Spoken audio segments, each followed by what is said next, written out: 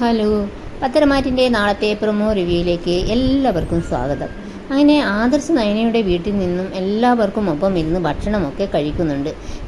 എങ്കിലും ആദർശിൻ്റെ മനസ്സിൽ നല്ല സംശയമൊക്കെ ഉണ്ട്. അവിടെയുള്ള എല്ലാവരുടെയും പരിഭ്രമവും ഭയവും ഒക്കെ കണ്ടിട്ട് ഭക്ഷണം കഴിഞ്ഞ് ആദർശ് ആർക്കും സംശയമൊന്നും തോന്നാത്ത വിധത്തിൽ റൂമിലൊക്കെ ചെന്ന് നോക്കുന്നുണ്ട്.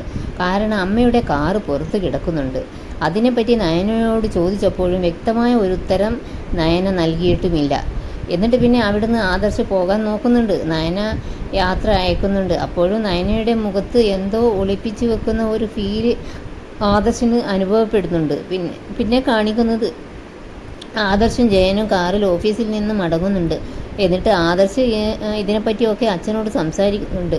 എനിക്ക് നല്ല സംശയമുണ്ട് അച്ഛാ, അമ്മ മനസ്സിലാക്കി എന്ന്. ഇപ്പോൾ അവർ തമ്മിൽ ശത്രുതയൊന്നും ഇല്ലെന്ന് തന്നെയാണ് എൻ്റെ ബലമായ സംശയം. അങ്ങനെയാണെങ്കിൽ നയനയും എന്നോട് കള്ളത്തരം കാണിച്ചെങ്കിൽ എനിക്കത് സഹിക്കാൻ കഴിയില്ല അച്ഛാ എന്നൊക്കെ പറയുന്നുണ്ട് ആദർശ്.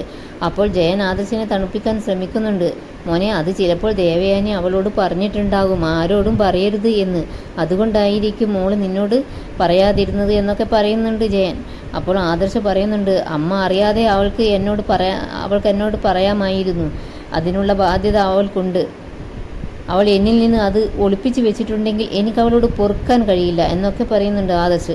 എന്നിട്ട് ആദർശ് പറയുന്നുണ്ട്, ഇനി ഇതിൻ്റെ സത്യാവസ്ഥ അറിഞ്ഞിട്ടേ ഉള്ളൂ അടുത്ത കാര്യം. പിന്നെ ദേവയാനിയും നയനയും ഒക്കെ പുറത്തു പോകുമ്പോഴൊക്കെ ആദർശ് എന്ത് ചെയ്യുന്നുണ്ട്, അവരെ ഫോളോ ചെയ്യുന്നുണ്ട്. അങ്ങനെ ആദർശ് ലാസ്റ്റ് കണ്ടെത്തുന്നുണ്ട്. ദേവയാനിയും നയനയും ഒന്നിച്ച് അമ്പലത്തിൽ പോകുന്നതൊക്കെ കാണുന്നുണ്ട്. അങ്ങനെ ആദർശ് മനസ്സിലാക്കുന്നുണ്ട് അമ്മയും മരുമകളും ഒന്നിച്ച കാര്യം. ഇത്രയും വലിയ കാര്യം തന്നിൽ നിന്നും നയന ഒളിപ്പിച്ചത് ശരിക്കും പറഞ്ഞാൽ ആദർശിന് അത് ഉൾക്കൊള്ളാനേ കഴിയുന്നില്ല. ശരിക്കും അത് ആദർശിന് ഒട്ടും സഹിക്കാൻ കഴിയുന്നില്ല. കാരണം അമ്മയും ഭാര്യയും ശത്രുതയൊക്കെ മറന്ന് ഒന്നിക്കുന്നത് കാണാൻ വളരെയധികം ആഗ്രഹമായിരുന്നു ആദർശിന്. അങ്ങനെയുള്ള ആദർശിനെയാണ് നയന ഇത്രയും നാൾ പറ്റിച്ചത്. എത്രയായാലും അത് ഒരു വല്ലാത്ത പറ്റിക്കലായിപ്പോയി എന്ന് വേണം പറയാൻ. ഇതോടെ നാളത്തെ പ്രൊമോ റിവ്യൂ ഇവിടെ അവസാനിക്കുന്നു. നിങ്ങൾക്ക് ഈ വീഡിയോ ഇഷ്ടപ്പെടുമെന്ന് വിശ്വസിക്കുന്നു. ഇഷ്ടപ്പെട്ടാൽ സബ്സ്ക്രൈബ്, ലൈക്ക് ചെയ്യാൻ മറക്കല്ലേ. Thanks for watching.